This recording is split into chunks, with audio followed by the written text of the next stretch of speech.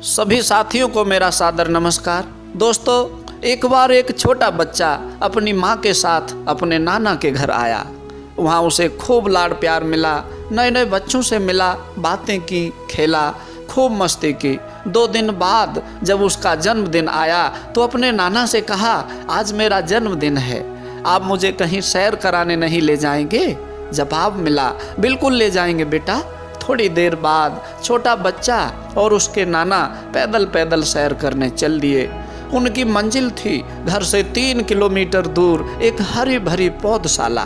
रास्ते में बच्चे को थकान हुई तो उसके नाना ने अपने कंधे पर बिठा लिया और जन्मदिन जैसे खुशियों के अवसर पर पौधे लगाने का महत्व समझाते हुए पौधशाला पहुँचे। छोटे छोटे पौधे देखकर बच्चा बहुत प्रसन्न हुआ। उसके नाना वहाँ से 2 पौधे खरीदकर घर लाए। एक पौधे को घर के अंदर गमले में लगा दिया और दूसरा घर के बाहर खेत में सड़क किनारे लगा दिया। पौधे लगाते समय वो प्यारा सा नन्हा मुन्ना बच्चा कल्पना की दुनिया में खो जाता है। कहा, नाना जी, क्या आप जानते हैं मैं बहुत पढ़ाई करता हूँ, अपनी क्लास में सबसे अधिक नंबर लाता हूँ और एक दिन बहुत बड़ा आदमी बनूंगा। अच्छा नाना जी, बड़ा आदमी बनने के कुछ तरीके आप भी बताइए। नाना जी ने कोई जवाब नहीं दिया और बोले, पहले तुम बताओ, इन दोनों पौधों में से कौन सा पौधा सबसे बड़ा बनेगा?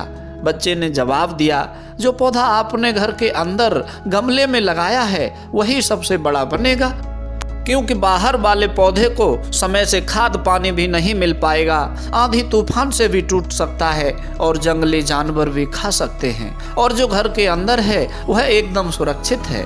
देखना एक दिन यही पौधा मेरी तरह सबसे बड़ा बनेगा। नाना जी बोले, कोई बात नहीं, इस बात का निर्णय कुछ समय बाद अपने आप हो जाएगा, और उसके जन्मदिन की तैयारियां करने लगे। शाम को उसका जन्मदिन बड़े हर्षोल्लास के साथ मनाया। अगले दिन वह बच्चा अपनी माँ के साथ अपने घर चला गया। समय गुजरता रहा। 4-5 वर्ष बाद वह लड़का एक बार फिर अपने नाना के घर आया। सबसे पहले उसकी नज़र गमले में लगे पौधे पर गई। वह काफ़ी बड़ा हो चुका था और बोला, देख लिया नाना जी, मैंने तो आपसे उसी समय कहा था यह पौधा सबसे बड़ा बनेगा। नाना जी मुस्कुराते हुए बोले, बेटा, कोई निर्णय जल्दबाजी में नहीं लिया जाता, पहले बाहर वाला पौधा भी देख लो फिर बताना।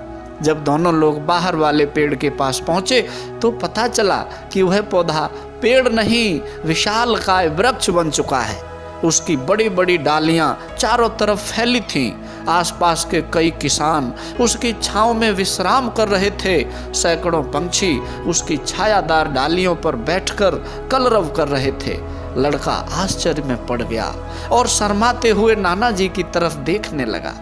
तब नाना जी ने मुस्कुराते हुए बोला, बेटा, कई वर्ष पहले तुमने बड़े आदमी बनने के तरीके पूछे थे और मैंने उस समय कोई जवाब नहीं दिया था, लेकिन महान और सफल इंसान बनने के तरीके तुम्हें आज जरूर बताऊंगा। जरा ध्यान से सुनना। इस विशाल वृक्ष ने काफी संघर्ष किया था। अपनी छोटी सी उम्र में बड़े बड़े आंधी तूफानों का डटकर मुकाबला किया। कभी हिम्मत नहीं हारी, कभी गिरा नहीं, कभी टूटा नहीं, बल्कि इसने अपनी जड़ों को और मजबूत किया, अपनी डालियों को और ताकतवर बनाया, अपने हौसले को और बुलंद किया और प्रत्येक जंग में विजयी हुआ। जीवन में एक बात अवश्य याद रखना बेटा, संघर्ष व्यक्ति को बहुत मजबूत बनाता है। चाहे वो कितना भी कमज़ोर हो, उसे खड़े होने की हिम्मत देता है। सफलता उन्हीं लोगों को मिलती है जो रिस्क लेना बखूबी जानते हैं। इसी तरह इस पौधे ने काफ़ी रिस्क ली, घर से बाहर रहा, सर्दी गर्मी, वर्षा जाड़ा तूफान सहन करके अपनी दरिया दिली से अकेला खड़ा रहा। हर चुनौती को दरकिनार करके खुद को शक्तिशाली बनाता रहा। मुश्किल नहीं है कुछ दुनिया में, तू जरा हिम्मत तो कर, ख्वाब बदलेंगे हकीकत में, तू जरा कोशिश तो कर। आंधियाँ सदा चलती नहीं, मुश्किलें सदा रहती नहीं, मिलेगी तुझे मंजिल तेरी, तू जरा कोशिश तो कर। राह संघर्ष की जो चलता है वही संसार को बदलता है। प्यारे दोस्तों, आप जीवन में सदाचार के रास्ते पर चलकर यूं ही आगे बढ़ते रहें। मेरी शुभकामनाएं सदैव आपके साथ हैं।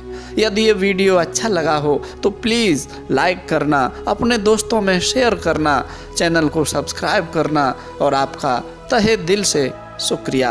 मिलते हैं एक नई कहानी के साथ।